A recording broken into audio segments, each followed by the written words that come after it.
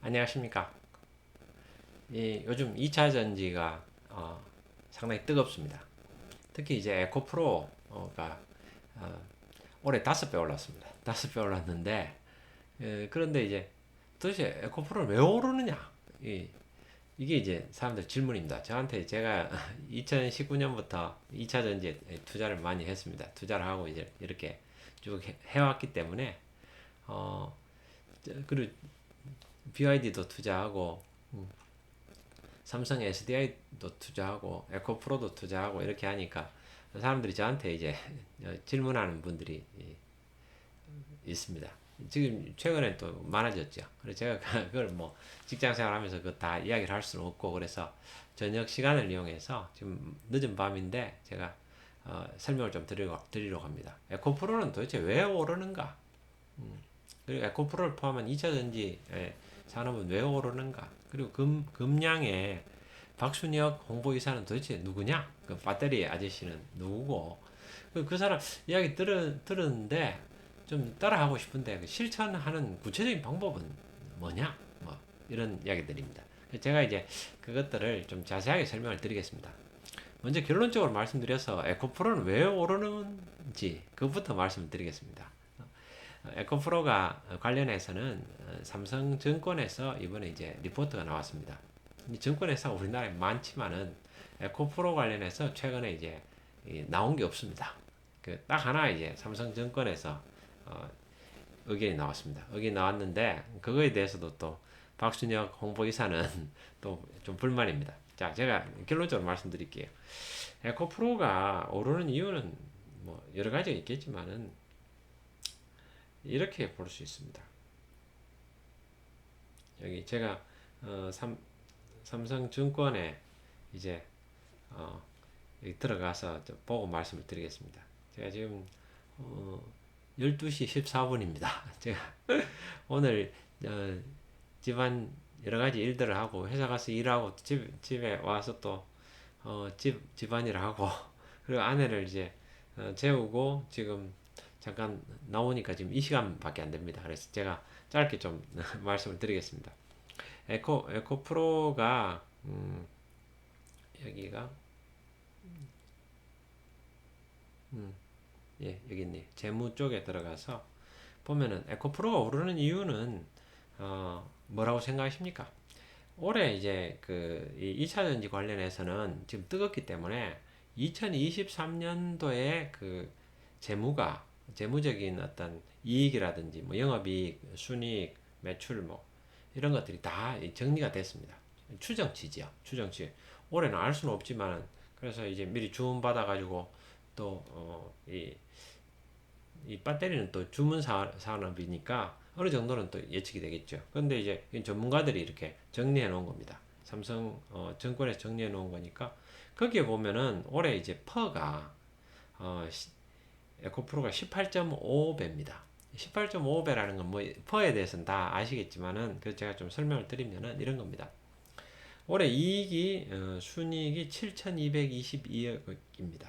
그러니까 이제 영업이익이 1조 652억이고 그래서 이제 그 순이익을 뭡니까? 순이익을 나눈 거죠. 순이익을 이제 주가로 나눈 겁니다. 그래서 한 주당 순이익을 이제 주가로 나눴을 때 18배가 된다는 겁니다. 근데 이제 지금 여러분들도 이 포스코 이 퓨어 이름이 바뀌었죠. 포스코 이 저도 뭐 예, 예. 자꾸 맞아요. 포스코 퓨처엠이 또 퓨처엠 같은 경우에는 왜 그렇게 좋은 주식인데 안 오르느냐 라는 이야기를 하는데 올해 2023년 기준으로 포스코 퓨처엠은 퍼가 70배입니다. 70배고 그 전에는 이제 100배도 넘었을 겁니다. 예, 2000 작년에는 117배였습니다. 117배였고 그래서 이제 올해는 70배 이렇게 많이 그 70배라서 덜 오르는 겁니다. 그것도 또 오르겠죠. 근데 이제 자 제가 이거 좀 그 에코프로 위주로 좀 말씀드리겠습니다. 에코프로가 그 어제 8.4% 올랐습니다. 제가 지금 찾아보니까 그렇게 나와 있네요. 저녁에 이제. 그리고 오늘도 또 올랐습니다. 지금 그래서 52만 2천 원입니다. 원래 이게 10만 원 하던 주식이거든요. 근데 이제 올해 10만 원만 했는 게 아닙니다. 이게 실제로는 제 친구가 이 에코프로를 저한테 추천을 해줬었습니다. 해줬는데 그게 2017년, 18년 이렇게 됐을 것 같습니다. 좀 오래됐습니다. 근데 이제 정확하게 그 연도는 기억이 안 나는데 그때 만 원이었습니다. 만 원이었는데 근데 그 뒤에 이제 보니까 10만 원이 됐던 겁니다. 올해 이제 10만 원이 돼가지고 친구 만나서 이야 우리 저 에코프로 그때 이 친구가 저한테 추천했던 그 증거를 보이면서 내가 이 추천했던 거다. 근데 그 친구도 그걸 이제 올해 초에 이제 등산하면서 같이 이야기를 했었던 겁니다. 근데 그리고 나서 그 뒤에 5배가 올랐다는 거 아닙니까? 5배가 올라서 그러니까 만 원에서 볼 때는 52만 2천 원이니까 52배가 올랐습니다. 도대체 에코프로에는 무슨 일이 일어나고 있는 걸까요? 2차 전지에 대해서는 우리가 같이 한번 봐야 되겠습니다. 제가 좀 설명을 한번 드리겠습니다. 제가 2019년에 서울대 최고 경영자 과정에 들어갔습니다. 회사에서 이제 보내줘가지고 제가 임원들이 이제 많이 들어왔습니다. 들어오고 그때 같이 FIP 과정은 뭐 AI, 로봇 뭐 이런 거 배울 때였습니다. 삼성전자 전무님도 들어오시고 또 뭐 여러 회사에 그 분들이 많이 들어오셨습니다. 그래서 이제 지금도 뭐 만나고 있고 그분들이 또 활발하게 이제 활동하고 있습니다. 그때 이제 이 한 분이 그 모 그룹에서 이제 전무하시는 분이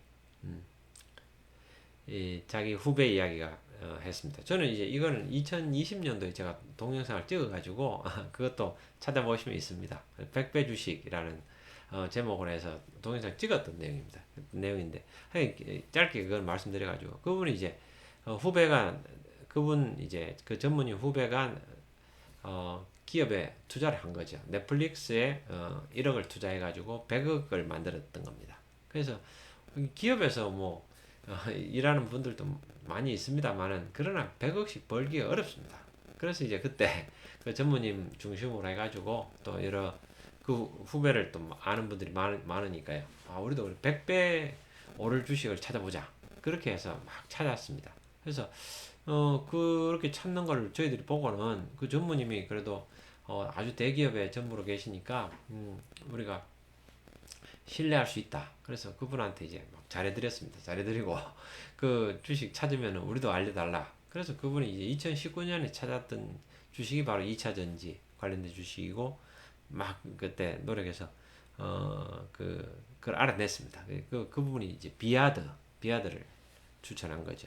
추천하고 나서 이제 제가 2020년도에 찍을 때는 그 동영상 찍을 때는 420% 올랐었습니다. 4배 이상 올랐죠. 그분은 이제 자기 자녀들한테도 사주고 증여해가지고 그만큼 샀는데 그게 이제 1억씩 증여해주고 했는데 그게 4.2배가 4억이 넘은 거죠. 근데 이제 제가 그때 대단하다 하면서 저도 좀 투자하고 그렇게 했었는데 그때 이제 제가 보니까 2021년 그 7월 13일인가 그때 찍었던 동영상이 있습니다. 제 유튜브에도 올라가 있으니까 보시면 됩니다. 그때 올라갔던 부분들에서 보니까 어떻게 됐는가 하면은 그 BYD만 올랐는 게 아니고 그 2차 전지에 이제 제가 그때 물었었거든요. 그 선배한테 비아드를 이야기하길래 그러면은 삼성 SDI는 어떠냐? 삼성 SDI는 제가 이제 저도 삼성에 근무했었으니까 삼성 정관 브라운관 때부터 제가 계속 투자를 했었던 그런 주식입니다. 그래서 비아드가 2차 전지지만은 그래도 삼성에는 또 SDI가 있으니까 거기도 2차 전지 하니까 거기는 좀 투자하면 어떨까요? 했더니 선배가 그런 주식 이야기하지 마라. 그러면서 비아드가 좋다고 훨씬 좋다는 거예요. 비아드는 이름도 특이합니다. Build Your Dream. 당신의 꿈을 뭐 만드세요. 뭐 이런 거잖아요. 그래서 뭐 워렌 버핏도 투자했고 또 삼성전자에도 비아드에 투자했다 해가지고 제가 비아드 샀습니다. 이제 해외 주식 처음으로 해서 그렇게 투자를 했었죠. 근데 이제 그때 2021년 제가 7월에 다시 체크를 해보니까 비아드도 많이 올랐죠. 420% 올랐지만은 같은 기간에 삼성 SDI도 488% 올랐더라고요. 그러니까 그 더 많이 올랐던 겁니다. 그래서 그 시점을 언제로 하느냐에 따라서 좀 다르겠죠. 그때 했을 때는 좀 그랬었습니다. 그리고 최근에 또 저기 선배들이 또 그렇게 삼성 SDI 투자해가지고 또 이렇게 많이 오른 분들도 또 이야기를 들었습니다. 근데 이제 에코프로는 그보다 훨씬 높죠. 에코프로가 2017년에 6,538원이었으니까 지금으로 보면 이제 80배 오른 겁니다. 80배 오르고 에코프로 많이 올랐죠. 그때 만 원으로 제가 제 친구가 이야기 해줄 때 만 원으로만 봐도 지금 이제 지금 10배, 52배 올랐죠. 52배 올랐는데. 자, 이러한 것들은 정리를 하면은 2차 전지에 뭔가 일어나고 있다는 겁니다. 그래서 100배 주식, 뭐, 과거에는 팡에서 그런 게 있었지만은 지금은 2차 전지가 대세인 거죠. 2차 전지가 아니고, 전기차입니다. 전기차. 그래서 테슬라가 얼마나 뜨거웠습니까? 테슬라가 막 올라가다 지금은 좀 주춤하고 있죠. 테슬라에서 뭐, 배터리를 내재화하겠다. 자동차 산업에서는 제가 삼성 자동차의 초창기 멤버지 않습니까? 그래서 제가 사업 계획하고 많이 짰었습니다. 짜니까 자동차 산업은 내재화, 외재화 이런 게 조립 산업이기 때문에 그런 게 중요합니다. 1차 밴드, 2차 밴드 쭉 있잖아요. 3차 밴드, 4차 밴드 쭉 있는 게 이런 연방 산업이 전방 후방 산업들이 많습니다. 그래서 자동차 회사에 저희들이 검토할 때 엔진을 내재화할 거냐, 외재화할 거냐. 그럼 그러면 엔진은 가공까지 할 거냐, 아니면 엔진 단 조립을 할 거냐, 뭐 이런 부분들, 주물 공장을 가져갈 거냐, 뭐 이런 것들을 다 사업할 때 저희들이 검토했습니다. 검토하고 이렇게 가져가는 거고. 마찬가지입니다. 그래서 이제, 앨런 머스크도 그 테슬라 하면서 그런 걸 검토한 거죠. 검토해가지고, 그러면은 그 엔진이라 할 수 있는 게 전기차에서는 배터리니까 2차 전지죠. 2차 전지를 내재화하겠다. 뭐 이렇게 이야기를 한 거죠. 근데 그게 그렇게 쉬울 것인가? 근데 저도 이제 그때는 그런 이해가 없었는데 최근에 와서 이제 배터리 아저씨 동영상이라든지 여러 가지 듣고 보니까 일리가 있다 이런 생각이 들더라고요. 그 앨런 머스크가 이 IT 쪽에 본래 투자를 했던 사람이지 않습니까? 그런데 그 사람이 이제 자동차 산업에 기계 산업을 투자하는 건 좀 다른 이야기죠. 기계 산업들은. 근데 이제 그 전기차는 결국은 이 전자산업이다. 많이 듣던 이야기입니다. 제가 1995년에 삼성 자동차 21세기 기획단 갔었거든요. 그때 이건희 회장이 했던 이야기 아닙니까? 앞으로 자동차 산업은 기계 산업이 아니고 전자 산업이다. 그러니까 삼성전자에서 잘할 수 있다. 삼성에서 잘할 수 있으니까 그걸 투자한 거죠. 얼마나 이제 시대를 앞선 겁니까? 그때 그러나 이제 우리나라에서는 그런 부분들에 대한 다툼만 있고 뭐 특혜다. 자동차 사업에 투자하는 그 삼성을 진출하게 하는 것은 특혜다. 근데 그때 이제 일본에서 나온 그 리포트에는 그런 게 있었습니다. 21세기에는 대한민국에는 자동차 산업이 다 망한다. 현대차를 포함해서 다 망한다. 뭐 이런 리포트가 있을 정도로 경쟁이 치열해지니까 그랬었습니다. 근데 이제 결과적으로는 현대차가 살아남았죠. 현대차가 살아남았는 것은 다 망해버리고 차 한 대가 남으니까 그 국내에서는 독식을 하면서 그런 부분들이 경쟁력이 더 갖췄던 것도 있습니다. 그러나 지금 이제 큰 어떤 경쟁에 있죠. 현대차가 잘 되기를 바랍니다. 그렇지만은 굉장히 치열한 전기차에서 제대로 어떤 변화를 하지 않으면은 여러 가지 리스크는 있는 부분입니다. 그러나 저는 이제 참 안타까운 것은 정말 이런 부분들이 한국에도 전기차 이런 전자산업으로 생각하고 삼성과 현대가 서로 경쟁하면서 같이 국내에서도 이 전기차가 같이 성장했었으면 어땠을까 이런 생각도 해봅니다. 뭐 여러 가지 잘한 것도 있고 삼성에서도 못한 것도 있고 그럴 것 같습니다. 지금 뭐 지난 이야기니까 그거는 알 수 없는 거죠. 자, 다시 돌아가서 보면은 이 전기차가 뜨거운데 과연 테슬라가 그러면은 이 배터리를 2차 전지를 내재화할 수 있겠느냐? 그거는 이제 자동차 산업이 전자 산업이 돼서 그 부분들을 잘할 수 있었지만은 그러나 2차 전지는 가져다가 쓴 거죠. 그 화학 산업이라는 거죠. 그래서 화학 산업이고 이건 또 경험 산업이고 그런 부분에 있어서 앨런 머스크가 그걸 쉽게 따라갈 수 있을까 하는 것들은 쉽지 않을 수도 있다라는 그런 어떤 배터리 아저씨의 견해에 대해서는 저도 일리가 있다고 생각합니다. 이제 그러나 그것을 또 해낼 수도 있겠죠. 해내지만은 그러나 단시간 내에 해낼 수 있을 것인가 라는 부분들도 또한 과제입니다. 오랫동안 이제 이런 것들을 준비를 했다는 것도 참 정말 대단한 것 같습니다. 대단해가지고 먹거리 부분들을 가져가는 거죠. 자, 중요한 부분들이 있습니다. 이 시대 대세라는 겁니다. 산업을 투자할 때도 그것은 시대 대세를 읽어야 됩니다. 시대의 흐름을 읽어야 되는 거죠. 저도 사업하면서 트렌드 이야기 많이 들었습니다. 트렌드 캐칭 데이가 있을 정도로 트렌드를 캐칭해야 된다는 거죠. 큰 어떤 메가 트렌드는 특히 따라갈 수 있어야 됩니다. 메가 트렌드를 놓치면은 그 사업에서 망하는 거죠. 그럼 우리들도 마찬가지입니다. 시대를 살아가면서 메가 트렌드는 어떤 게 있었습니까? 그럼 뭐 여러 가지 메가 트렌드 많이 봤죠. 저희들 그 한때는 그 휴대폰이 메가 트렌드죠. 스마트폰. 그래 스마트폰 가게들을 했던 사람들은 다 그 관련된 사람들은 돈 벌었습니다. 돈 많이 벌었죠. 제 친구도 이제 그 어디입니까? KTF 그때 KTF 가가지고 주식 받았죠. 주식 받아가지고 그 주식들이 그 30만 원이 넘었죠. 30만 원이 넘었는데 제 또래들이 7천주 플러스 1000주, 8000주 받았습니다. 그래서 30만 원이 넘어가지고 그게 24억이 됐죠. 24억이 되고 뜨거웠습니다. 그만큼 이제 그 산업이 잘 되었다는 거죠. 그 당시에는 뭐 휴대폰 관련된 사람 그 사업을 한 뭐 휴대폰 대리점 하고 이랬던 사람들이 다 돈을 벌었습니다. 그러니까 어떤 그 산업에서 잘하느냐 못하느냐도 중요하지만 어떤 산업을 하느냐 어떤 산업에 그 자기가 몸담고 있느냐 그게 더 중요하더라고요. 중요한데 지금도 마찬가지입니다. 뭐 여러 가지 투자들이 있지만은 2차 전지, 2차 전지 또 그 전기차에 투자하는 부분들이 뭐 다 마찬가지죠. 근데 여기서 이제 중요한 부분들이 하나가 있습니다. 이미 많이 올랐다는 겁니다. 이미 많이 올라가지고 그럼 벌써 이제 올해만 해도 에코프로가 5배 올랐다는 거 아닙니까? 5배 올랐는데 근데 이제 더 오를 것인가? 이게 이제 문제죠. 5배만 오른 게 아니죠. 그 전에로 보면은 50배가 올랐다는 겁니다.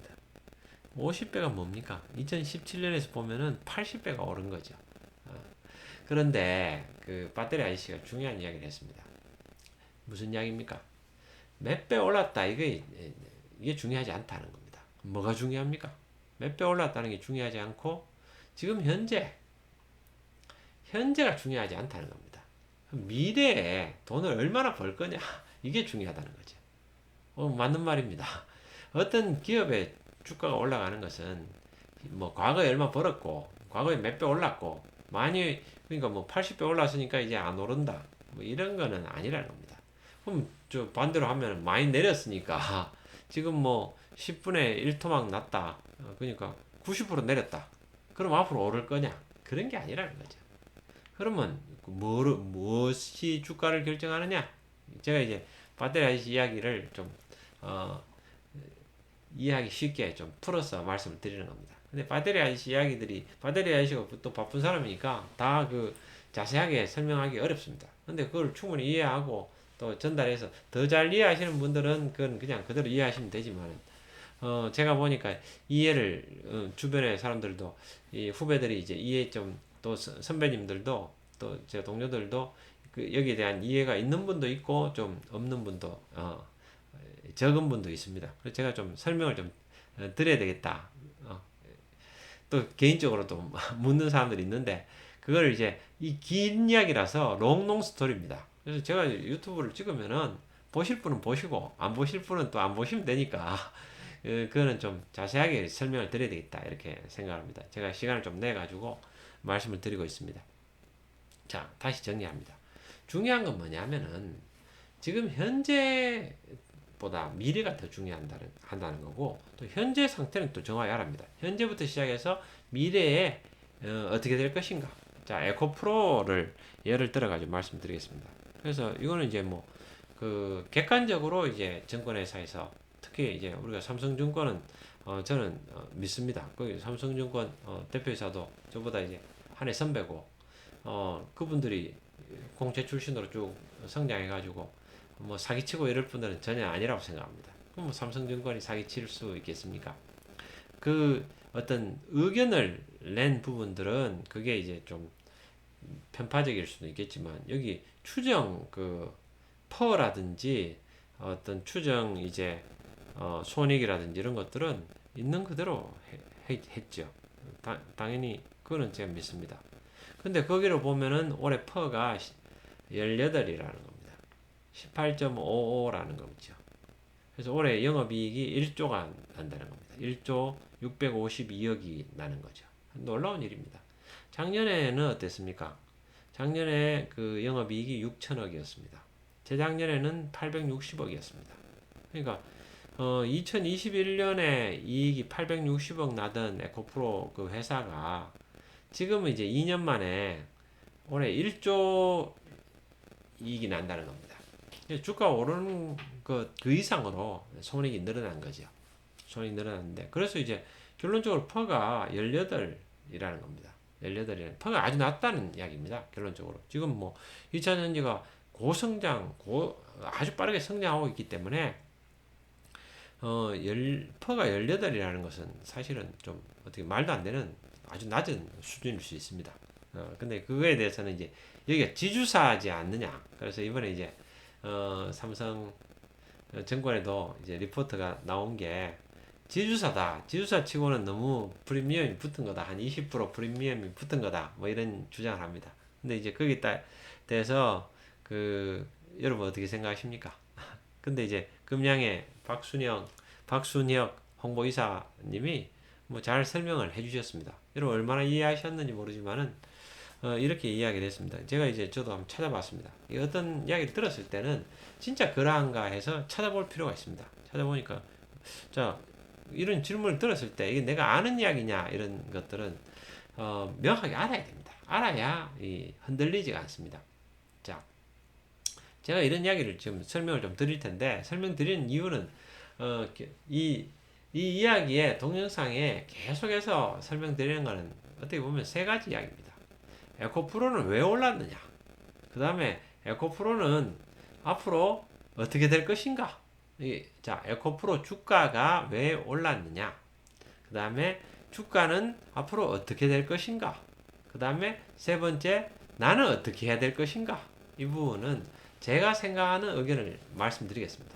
참고만 하십시오. 그래서 그 미래는 알 수 없습니다. 미래는 누구나 하나님께서 좋은 일과 나쁜 일을 번갈아 주셔가지고 사람으로 하여금 미래를 예측할 수 없게 만드셨습니다. 그래서 사람은 미래를 예측할 수 없습니다. 많이 틀립니다. 제 이야기도 틀릴 수 있습니다. 뭐 누구 이야기든지 다 틀릴 수 있습니다. 그러나 이제 사람은 의사결정을 해야 됩니다. 어떤 행동을 해야 되죠. 그 행동 안 하는 것도 또 의사결정입니다. 행동을 하기 위해서는 자기가 판단을 해야 됩니다. 판단할 때는 뭔가 근거를 가지고 판단해야 됩니다. 그렇죠? 그 제가 이제 어떤 의사결정을 해서 실행하고 했는 그 판단의 근거를 제가 말씀을 드리는 겁니다. 그리고 어떻게 판단을 했는지, 어떻게 행동했는지. 그 결과는 이제 나중에 세월이 3년 후에, 또 2년 후에, 1년 후에, 또 가깝게는 한 달 후에, 2달 후에 그 결론이 나겠죠. 그거는 여러분들이 한번 여러분들도 각자 그 의사결정을 해보십시오. 의사결정을 하시고 또 모의 투자를 하셔도 되니까요. 그걸 한번 해서 시대의 흐름에서 그러한 부분들을 판단해 보시는 것은 필요합니다. 왜? 인생에서 의사결정하고 그 다음에 내가 행동을 해야만 내 삶에 변화가 생깁니다. 자, 그거 좀 말씀드리겠습니다. 결론적으로 제가 이제 말씀드리면은 이 에코프로가 그 현재 퍼가 18인데 이 지주사입니다. 지주사는 우리나라 경우에는 뭐 미국이나 이런 데는 지주사라고 해서 반드시 그 이 평가절하된 평가를 하는지는 않는다고 합니다. 저도 뭐 그거는 검증해보지 않았지만 여러 많은 사람들이 그렇게 이야기하고 있으니까 또 증권회사에서도 그렇게 이야기하니까 그게 맞겠죠. 근데 유독 우리나라의 경우에는 지주사가 그 지분이 그 지분 가치에 대해서는 좀 평가 절하됩니다. 뭐 삼성물산도 그렇지 않습니까? 삼성물산이 이제 뭐 삼성생명이 대표적이죠. 그 삼성 전자 주식 많이 가지고 있지만은 그 전자 주식을 그만큼 쳐주지 않죠. 그래서 왜 그러냐 하면은 팔 수 없는 주식이지 않느냐. 그럼 뭐 그룹의 입장에서 못 판다. 뭐 그래서 그런 이제 그 가치가 그만큼 인정을 안 해준다는 그런 경향이 있습니다. 뭐 여러 가지 측면이 있겠죠. 근데 여기서는 에코프로는 그러면은 지주사인데 왜 이렇게 많이 이렇게 좀 프리미엄을 받았느냐. 자, 이 참고로 보시면은 이 에코프로에는 이 자회사들이 있습니다. 그 에코프로에 이제 그러니까 지분을 많이 가지고 있는 상장된 회사가 두 개가 있습니다. 에코프로 BM과 에코프로 머티리얼 에코프로 뭡니까? 에코프로 HM이라는 그 회사가 있습니다. 에코프로 HM은 지분을 31.6% 가지고 있습니다. 이건 뭐 다 나와 있는 거니까. 그리고 이제 에코프로 BM의 지분은 51.6%를 에코프로가 가지고 있습니다. 그래서 이제 그러면 이제 에코프로가 2023년도에 이 영업이익이 1조 652억이 나는데 그 중에서 그러면은 에코프로 BM의 이익은 얼마가 반영이 됐을까요? 에코프로 BM이 7,124억 이익이 난다고 이제 추정했습니다. 그러면 이제 2023년에 그럼 그 중에서 이제 지분으로 따져가지고 51.6%만큼 여기 이익을 반영하는 겁니다. 그렇게 했을 때 한 3,675억 정도가 됩니다. 거기에다가 그 다음에 이제 에코프로 HM 관련해서는 2022년 자료밖에 없습니다. 에코프로 HM까지 이제 증권회사에서도 여력이 없습니다. 그 올해 그 손익을 추정한다는 것은 어려운 일입니다. 그래서 그것도 증권회사에서 아무렇게나 할 수 없거든요.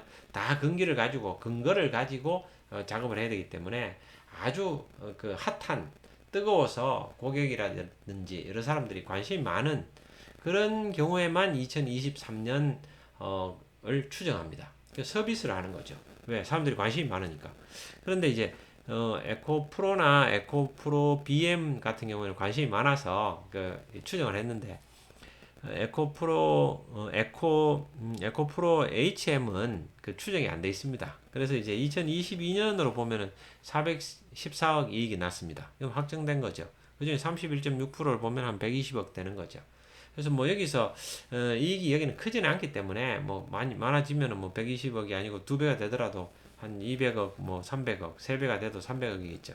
대세에 큰 지장은 없습니다. 그러면은 이제 에코프로 중에서 에코프로가 2023년에 이익이 1조 652억이 나는데 그 중에서 에코프로 BM하고 이제 그 3,600억 정도고 그 다음에 뭐 에코프로 HM을 포함하더라도 한 4천억 정도면은 한 6천억 정도는 다른 곳에서 이익이 났다는 거죠. 그럼 어떤 거겠습니까? 그러니까 에코프로는 자회사가 있는데 에코프로 머티리얼즈라는 자회사하고 에코프로 이노베이션이라는 자회사가 있습니다. 아주 괜찮은 자회사죠. 그쪽에서 이익이 난 거죠. 한 6천억 이상은 그쪽에서 이익이 나고 있는 겁니다. 그래서 실제로 에코프로는 그 지주사의 성격도 있지만은 그 안에 또 사업을 하고 있는 사업 자회사입니다. 사업 지주회사입니다. 그러니까 뭐 CJ에서 올리브영을 지금 상장시킨다고 그러지 않습니까? 그럼 올리브영이라는 이 CJ 포함되어 있는 그런 사업도 하는 거죠. 근데 여기는 이제 사업하는 회사가 상당히 크죠. 적지 않은 회사입니다. 근데 이제 장기적인 관점에서 볼 때는 에코프로에 대해서는 객관적으로 좀 이야기해 놓은 분들이 계시더라고요.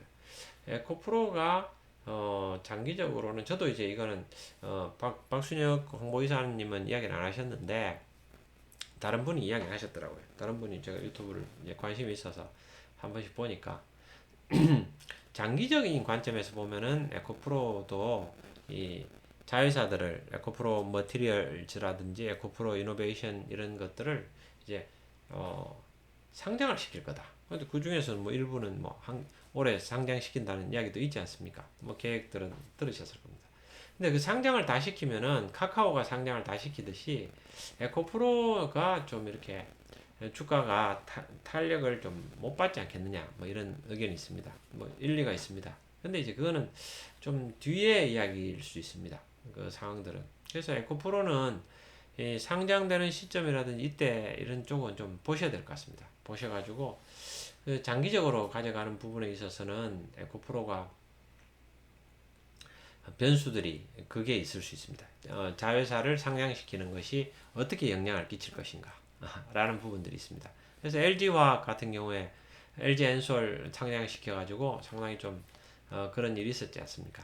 있는데 그래서 뭐 에코프로는 사실 에코프로는 그렇게 돈이 많은 회사가 아니지 않습니까? 지금 많이 벌고 있지만은 그래서 뭐 포스코 홀딩스라든지 또 LG 화학이라든지 뭐 이런 회사만큼 오랜 어떤 그 뒤에 백그라운드가 든든한 이런 회사들이 있는 게 아니죠. 그러니까 여기는 투자는 또 많이 해야 되니까 많은 부분들에 있어서는 그 상장을 통해 가지고 좀 이 자금을 확보하려는 그런 시도들이 있을 수 있다.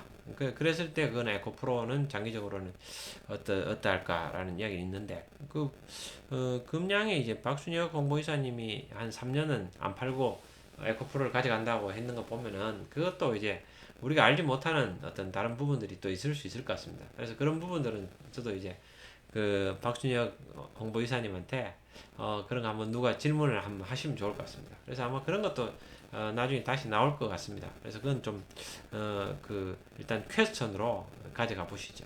퀘스천으로 가져가 보시고 그렇게 보면 될 것 같습니다. 자 일단은 그건 대책이 어, 뭐 단기간에는 아니니까 지금 뭐 한 6개월 안에는 결론 안 날 것 같은데 그 아마 상장하게 되면은 그것도 이제 좀 여러 가지 그런 이야기들이 나오면서 거기에 대한 검토가 있을 것 같습니다.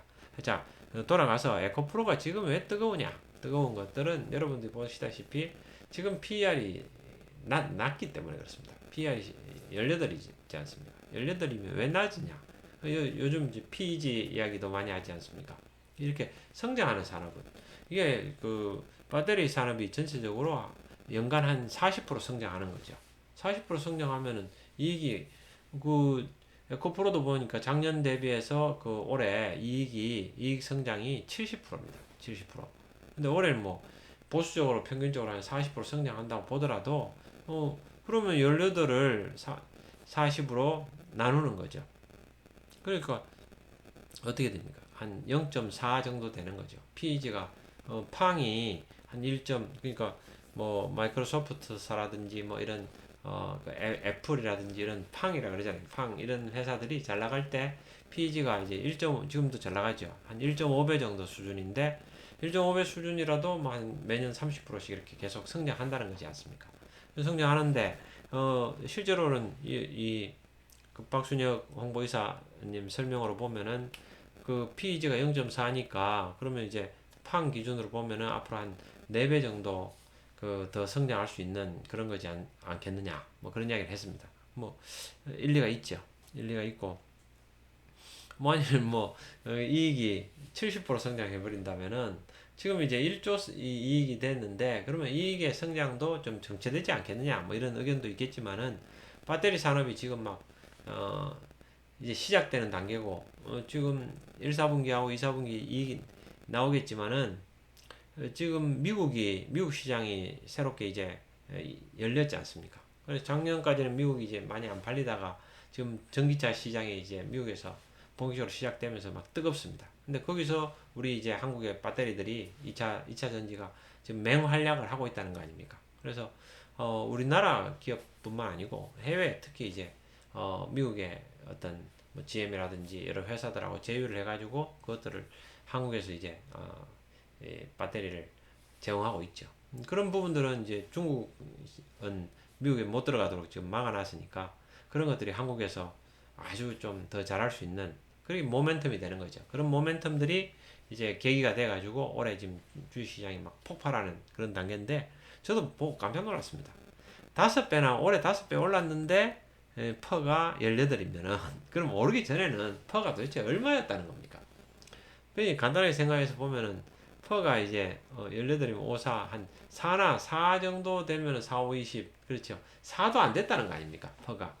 그러니까 아주 이렇게 저평가됐었다는 거죠. 그러니까 그게 제자리를 찾아가는 건데 박순혁 홍보이사 박순혁 그 배터리 아저씨 이야기로는 이제 시작이라는 겁니다. 많이 올랐지만은 퍼가 18이라는 그런 거를 보고 아직 더 오를 여지들이 있다는 거죠. 근데 그게 이제 뭐 10배 더 오른다 뭐 이렇게 그 다음에 이제 피즈로 따지면은 그 에코프로 BM이 이제 아까 제가 말씀드렸듯이 그 정도고 전체적으로 보면은 에코프로는 더 많이 오를 여지가 있다 뭐 이런 이야기도 계산을 나름대로 하는데 어떤 분들에 따라서는 뭐 그 에코프로 BM의 PEG가 0.6이라는 분도 계시고 또 이 배터리 IC 이야기는 0.4라고 이야기하고 하니까 약간의 차이는 있는 것 같습니다. 그게 이제 성장률이라든지 뭐 이익 추정치를 뭐 좀 다르게 볼 수는 있을 것 같습니다. 그렇지만 하여간 상당히 좀 낮은 수준이라는 것은 맞는 것 같습니다. 자, 어떤 그 우리가 산업 볼 때 과거를 보고 미래를 예측하는 겁니다. 2차 전지 산업이 이렇게 지금 성장을 했기 때문에 또 주가도 그렇게 올랐습니다. 최근에 사실 주가 오른 것들은 여러분 다 보시다 보시피 그 양극재가 지금 가장 많이 올랐습니다. 뭐 에코프로라든지 이런 특히 포스코 케미칼이죠.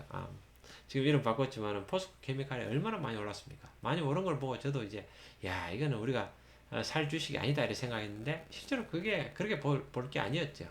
그 실제로 퍼가 어떻고 그 PEG로 이렇게 봐야 되죠. 그러니까 PEG라는 개념 자체도 여러분 많이 들으시지만은 어떻습니까? 이런 성장 산업에 대해서는 그 다 뭐 이제 아시는 거지만 모르시는 분도 이제 또 참고하십시오. 결국 제가 들어보니까 그런 이야기더라고요.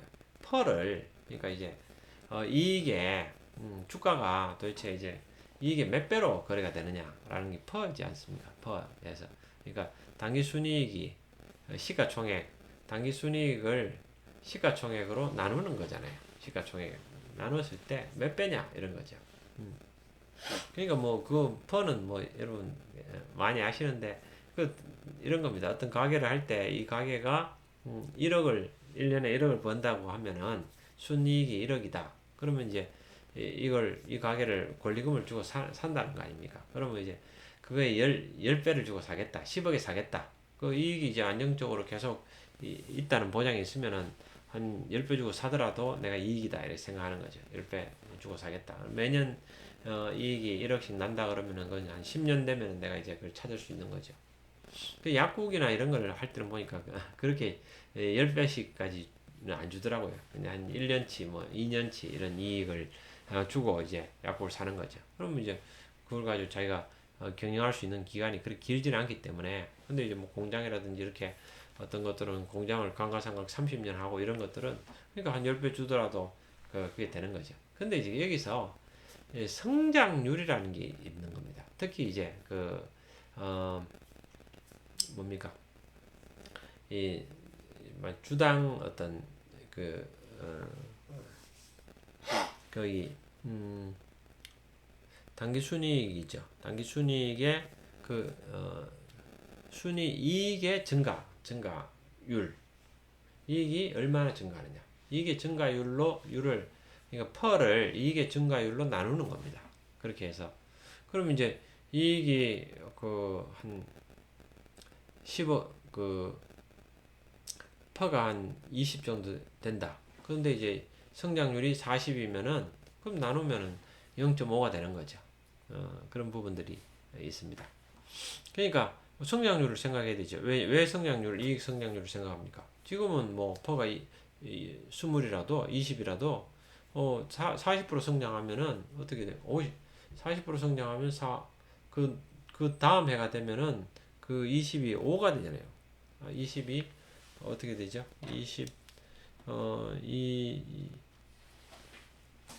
40% 이익을 성장이 돼 버린다. 이게 어떻게 계산해야 됩니까?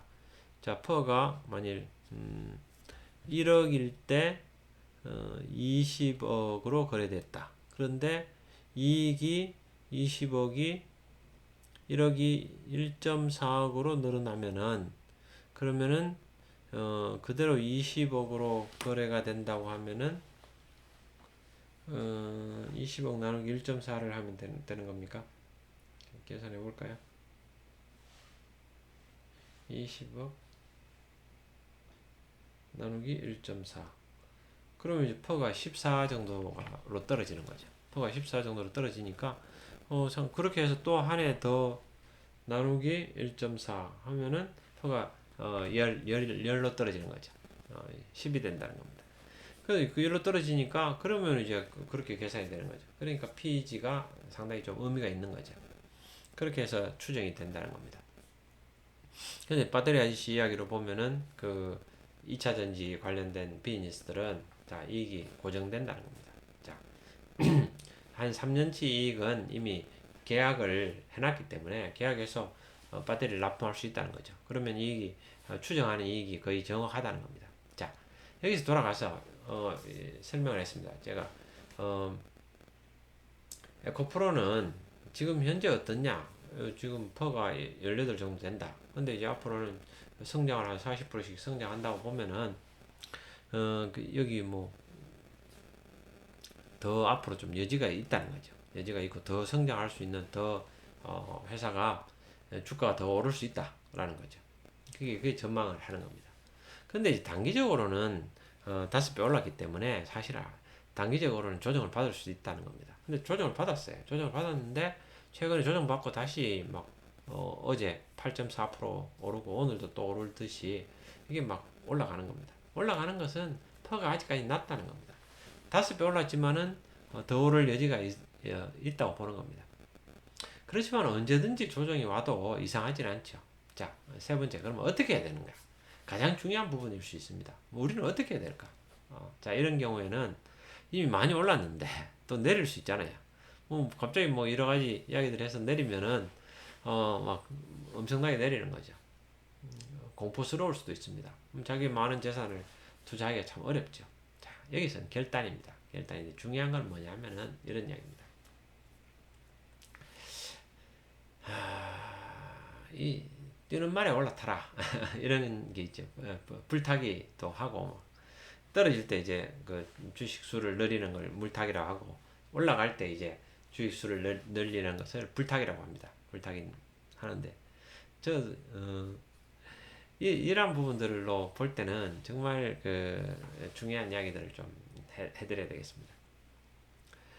투자를 할 때 어디에 투자해야 되느냐? 성장 주식에 투자를 해야 됩니다. 저도 막 그거를 이제 한참 생각을 하다가 최근에 좀 잊고 있었는데 일을 하다 보니까 지금 새롭게 또 회사 옮겨가지고 작년부터 1월 달부터 좀 치열하게 일하다 보니까 그런 것들을 생각할 여지가 없었습니다. 여지가 없다 보니까 최근에 이제 친구하고 토요일 날 이제 등산을 하게 됐습니다. 등산을 하면서 친구가 이제 이런 이야기를 해서 제가 다시 한번 이걸 보게 됐거든요. 보다가 이야 이런 게 있구나. 지금 세상이 이렇게 돌아가고 있구나. 이걸 제가 좀 깨달았습니다. 그래서 우리가 이제 재단에 기부도 많이 해야 되고 그러니까 하나님이 경제력 축복도 주셔가지고 30배, 60배, 100배 복을 주시면 좋겠다. 이런 생각을 했습니다. 결국 뭐 지금 제 혼자 먹고 사는 거는 와이프하고 저하고 이제 먹고 사는 거는 그냥 밥을 먹고 삽니다. 앞으로도 뭐 먹고 살겠죠. 그래서 중요한 것은 사람이 이제 밥만 먹고 살 수 있는 게 아니고 사람들이 하나님 나라와 그 의를 구해야 되는데 그러기 위해서는 하나님 한테 이제 내가 밥 먹고 산다고 해서 내 혼자 잘 먹고 잘 살겠다 이렇게 생각하는 건 아니죠. 그건 잘못된 생각이고 더 많은 것들을 우리가 이제 노력을 해가지고 더 많은 것들을 가지고 그걸 가지고 하나님 일도 하고 또 하나님 일을 해야죠. 하나님 일을 하면서 하나님 일을 하는 과정에서 뭐 제가 밥도 먹고 뭐 그렇게 하는 거죠. 근데 지금 살도 다이어트도 계속 하기 때문에 뭐 많이 먹지도 않습니다. 뭐 제가 뭐 더 많은 걸 먹고 싶고 더 좋은 옷을 입고 싶고 그런 생각은 잘 없습니다. 잘 없고 우리 아버지가 제가 이제 2000cc 차를 샀을 때 해준 말씀이 있습니다. 집 사고 2000cc 차를 사니까 혁찬아 이제 족하다. 더 이상 느리지 마라. 이렇게 이야기를 하셨죠. 아버지 말씀이 자주 생각납니다. 형찬아, 족하다. 이제 더 이상 느리지 마라. 그래서 그 사람이 어느 정도가 이제 밥 먹고 살면은 그 다음에는 이 밥을 못 먹으면 안 됩니다. 밥을 못 먹으면 굶어 죽으니까 사람이 밥은 먹어야 됩니다. 밥 먹어야 되고 하는데 아버지 말씀이 맞는 거죠. 더 나누며 사는 게 맞죠. 그래서 아버지 말씀대로 살 생각입니다. 자, 그런데 이제 후배들이 와가지고 저보고도 그럽니다. 아유, 예, 본부장님, 뭔가 일을 하셔야죠. 그래서 나는 혼자 일하면서 이렇게 재단에서 일하면서 봉사하고 또 그렇게 잘 살지만 후배들 입장에서는 자기들 좀 이끌어주고 제가 어디 가서 이제 경쟁자를 하면은 자기들도 거기서 이제 일도 좀 하고 하겠다고 뭐 그런 생각들이 있습니다.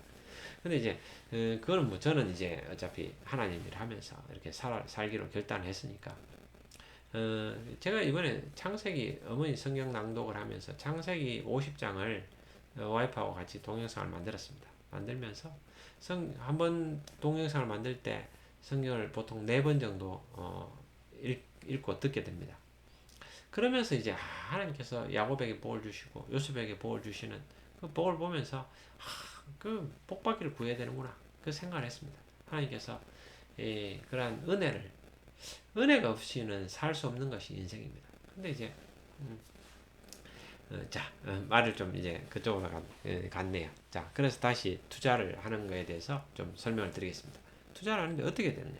지금 현재 같은 상황에서는 어떻게 할 것인가? 라는 게 뭐 쉽습니다. 쉽고 이것도 이제 많이 올랐는데 앞으로 중요한 것은 지금까지 많이 올랐다 안 올랐다가 중요한 게 아니고 앞으로 많이 오를 것인가 이게 중요한 겁니다. 많이 오를 것인가. 이제 그것도 이제 미래는 알 수 없지만은 추정해 보는 거죠. 과거에 이렇게 올라가는 추세가 있으니까 그거는 앞으로 올라갈 가능성이 있다. 이제 이렇게 올라갔다는 것은 이 회사 경쟁력이 있다는 거죠. 경쟁력이 있는데 그런데 이제 이 시장이 성장하느냐라는 부분이 첫째 제일 중요합니다. 어떤 기업이 아까 제가 말씀드렸듯이 어떤 단위 기업이 잘하는 것도 있지만 그 기업이 잘하기 위해서는 전제가 필요합니다. 시장이 성장해야 됩니다. 물론 그 시장 안에서 마켓 쉐어를 서로 뺏어가는 경쟁을 하면서 뺏어오는 것도 있겠죠. 그걸 떠나서 시장 자체가 더 커야 됩니다. 한국에도 보면은 한국 시장이 작습니다. 이 전국 단위로 이제 한국에서 전국 단위로 사업을 해본 사람들은 다 느끼게 되는 겁니다. 저도 이제 한국에서 전국 단위로 사업을 했었습니다. 점포를 확대하고 하는데 그게 한계가 있더라고요.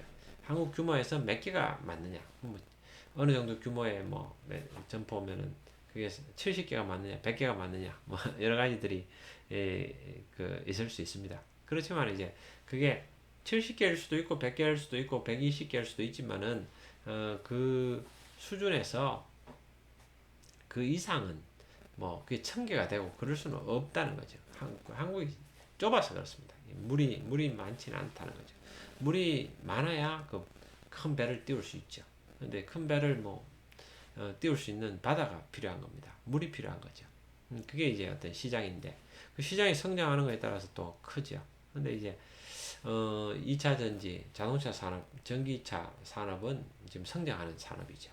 그것은 그 자체가 경쟁력을 갖추어서 고객에게 인정을 받아서 그런 것도 있지만 그보다 더 큰 것은 정책이죠. 나라의 정책들이 그렇게 간다는 겁니다. 왜? 지구가 인류가 멸종할 수 있다는 거죠. 지구가 멸망할 수 있다는 겁니다. 언젠가는 지구가 멸망하겠죠. 끝이 있습니다. 이 세상에는. 그러나 이제 그 끝이 지금 지구 온난화로 해서 이번에 오는 그 끝일지 아닐지는 알 수 없습니다. 알 수 없는 거죠. 근데 이제 하나 명확한 것은 지구는 망하는 길로 가고 있다는 거죠. 지구에 이렇게 온도가 올라가게 되면은 문제가 생긴다. 그래서 화석 연료를 사용하는 것을 줄여야 되겠다. 그 중에서 많은 부분들이 한 40~50%가 그 자동차 배기가스다. 그래서 그걸 줄이자. 이런 이야기를 하고 있지 않습니까? 그래서 2035년부터는 전기차만 그러니까 이제 화석 연료를 떼는 그런 것들은 없도록 하자. 그것도 이제 유럽부터 시작해가지고 결론을 내리지만은 아직도 막 변수들은 많습니다. 여기 전기차 준비가 안 돼가지고 다른 데 가니까 독일 같은 데는 이제 헤게모니를 자동차 산업의 헤게모니를 안 뺏기려고 하다 보니까 그럼 뭐 다른 어떤 공해가 없는 퓨어 새로운 어떤 신재생에너지 신에너지 그건 이제 기름인데 뭐 그런 걸 개발하면은 그것은 사용할 수 있도록 하자. 뭐 그런 이야기도 최근에 나왔다고 합니다. 그렇지만은 하여간 쉽지는 않겠죠. 쉽지는 않고 근데 이제 우리가 모르는 여러 가지 것들이 있을 수 있을 것 같습니다. 경쟁이 그 안에서도 서로 국가 간의 경쟁도 있고 하지만 그 도도한 흐름은 이 지구 온난화 그리고 이제 인류가 멸종할 수 있으니까 또 이 그걸 막기 위한 노력들이 필요합니다. 그리고 이제 전기차가 테슬라로부터 시작한 전기차의 어떤 흐름들이 이제 시작이 됐습니다. 시작이 됐기 때문에 그거는 가속화될 가능성도 큽니다. 뭐 여러 가지 그 어떤 큰 흐름을 되돌리려는 시도는 있겠지만은 그건 메가 트렌드라는 거죠. 메가 트렌드가 흘러갑니다.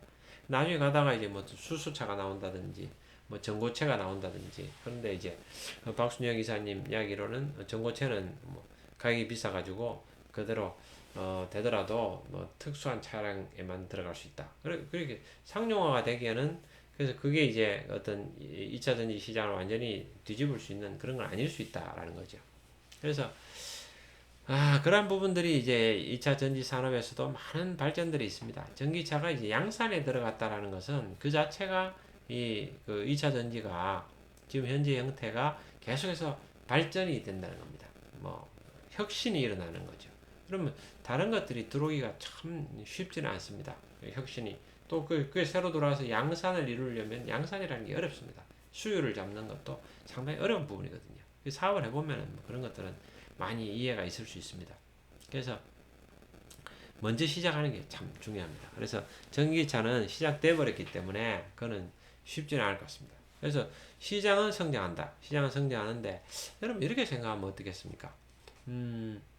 그 2차 전지 관련해서는 한국이 경쟁력이 있는 게 확실한 것 같습니다. 그러니까 이렇게 특히 양극재가 경쟁력이 있습니다. 그래서 성장률로 보면 양극재는 2017년 이후에 80배가 올랐는데 뭐 BYD라든지 이런 건 BYD는 그 전기차도 하고 그다음에 이제 그 뭡니까 하이브리드 차도 합니다. 하고 그다음에 이제 또 그 배터리도 하는 거죠. 배터리도 하고 그런 것들을 하는 회사인데 거기는 뭐 5배 올랐습니다. 주가가 이야기해주고 있습니다.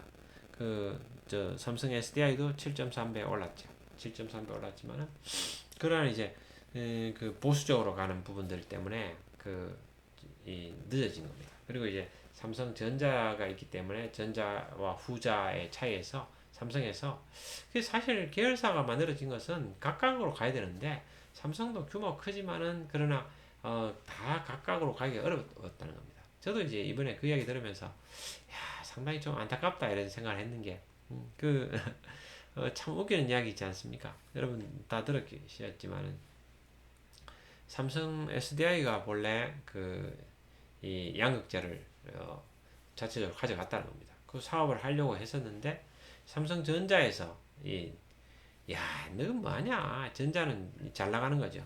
그러니까 이 잘 나가는 전자의 어떤 이 DNA를 다른 후자들을 그러니까 다른 계열사들을 삼성의 계열사들에게 보내가지고 다른 계열사들도 삼성전자처럼 잘하도록 하자 그런 거죠. 그래서 보면 다들 바보같이 생각합니다. 위에 높은 오너들은 그 착각을 할 때가 있습니다. 저 답답한 친구들 왜 저렇게 하지?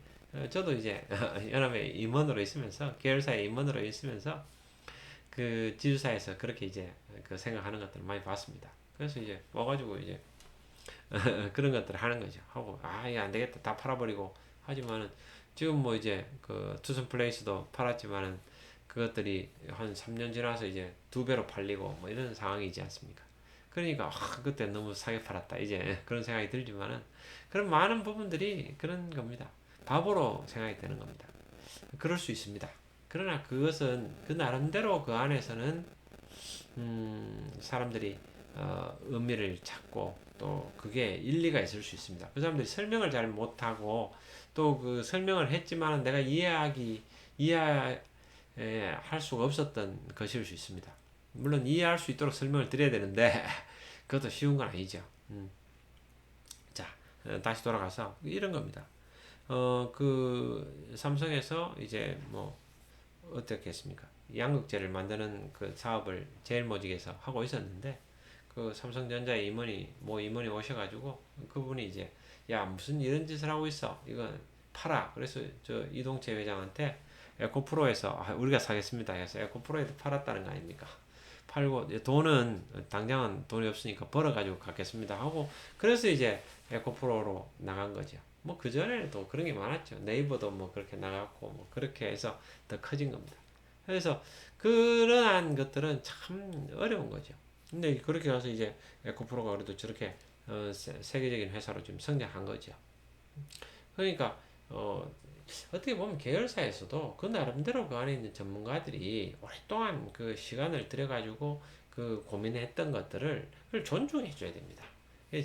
그 우리 대학원 다니면서 대학원에 이제 그 경영학 MBA를 배우면서 우리 은사 선생님께서 우리 지도 교수께서 님께서 이제 사람에 대한 존중을 이야기합니다. 존중이 뭐냐?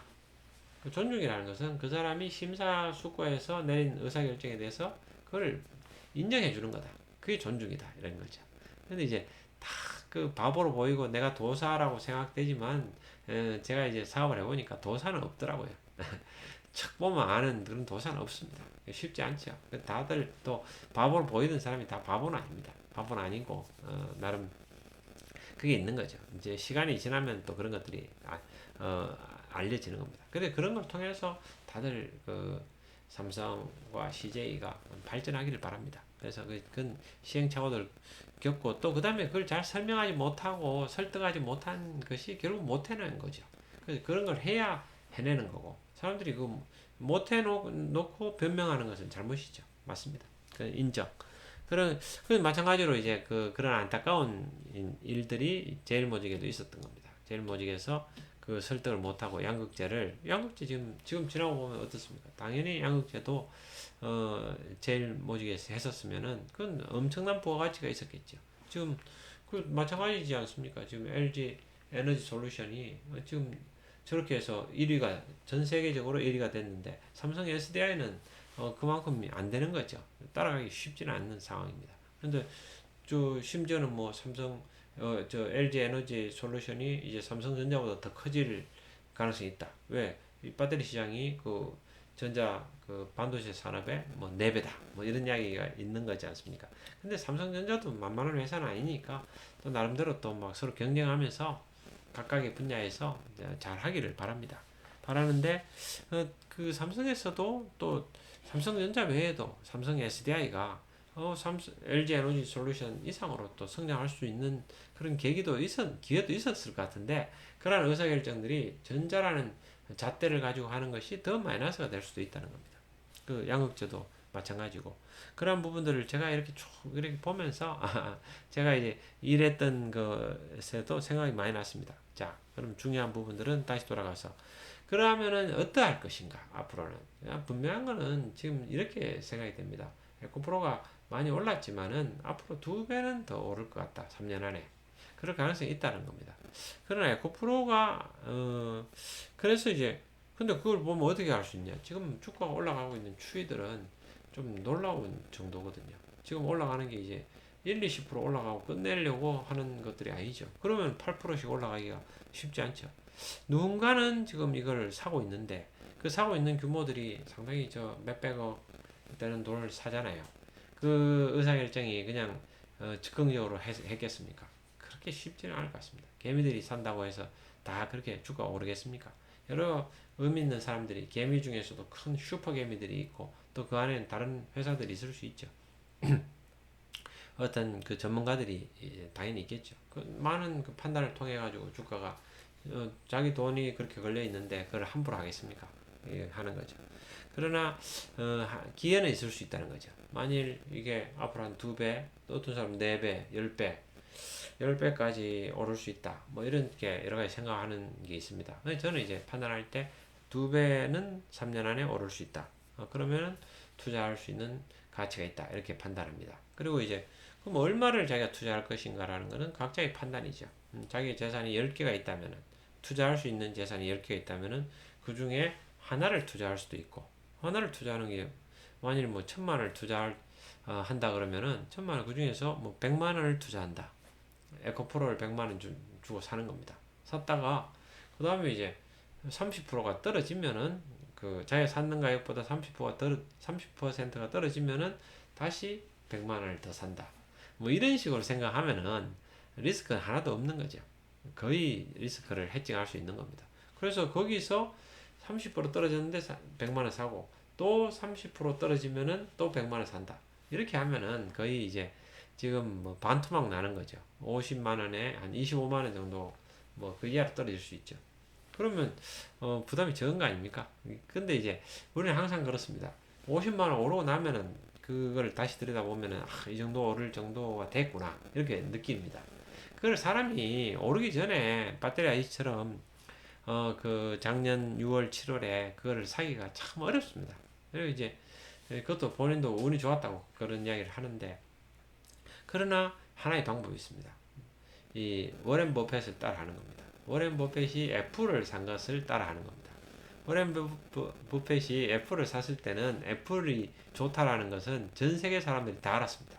스마트폰 만들어가지고 이미 다 잘 팔리고 있고 여러 가지 워렌 버핏이 그 애플을 산 것은 그렇게 애플에 투자한 것은 그렇게 오래되지 않았지 않습니까? 근데 이제 애플을 사고 나서 그때부터 6배가 올랐다는 거 아닙니까? 애플이 놀라운 일이죠. 그 피터 린치도 마찬가지 이야기를 했습니다. 그 바이오 비즈니스에서 바이오 3상을 되기 전에 사지 마라. 왜 그 리스크를 안느냐? 되고 나서 이익 다 나고 나서 사도 그때부터도 몇 배를 더 먹을 수 있다. 이런 이야기죠. 본인이 그렇게 실제로 먹었는 거죠.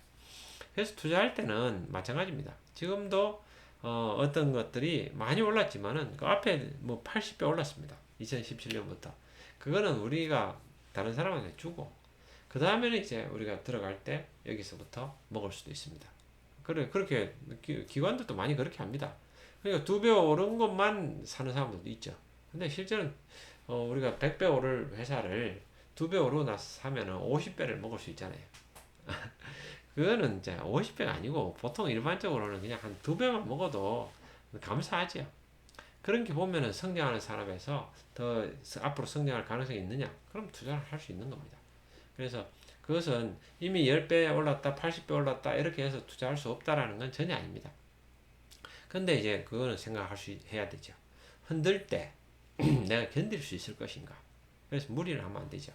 흔들 때, 그리고 어떤 경우에는 이번에 왕창 10개 중에서 내가 10개가 있는데 그 중에서 3개를 샀다. 3개를 사고, 그 다음에 떨어졌을 때, 10%, 20% 떨어졌을 때 왜 안 사느냐? 그때 살 수도 있겠지만, 우리가 과거 해보면은, 떨어질 때는 생각보다 더 많이 떨어질 수 있습니다. 근데 5%, 3%뭐 이렇게 조금 떨어졌을 때 사기 시작하면은 금방 자기 있는 돈이 다 떨어져 버린다는 겁니다.